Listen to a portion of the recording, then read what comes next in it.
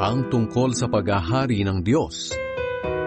Minsan, tinanong ng mga Pariseo si Jesus kung kailan magsisimula ang paghahari ng Diyos.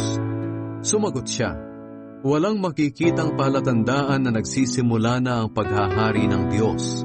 Kaya walang makapagsasabing, dito maghahari ang Diyos o doon siya maghahari, dahil naghahari na ang Diyos sa puso ninyo." Pagkatapos sinabi niya sa mga tagasunod niya, "Darating ang panahon na gugustuhin ninyong makita ako na anak ng tao kahit isang araw lang, pero hindi pa iyon mangyayari. May mga magsasabi sa inyo, naroon siya o nandito siya. Huwag kayong sasama sa kanila para hanapin ako.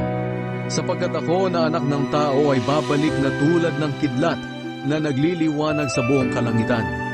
Ngunit kailangan muna akong dumanas ng maraming hirap at itakwil ng henerasyong ito."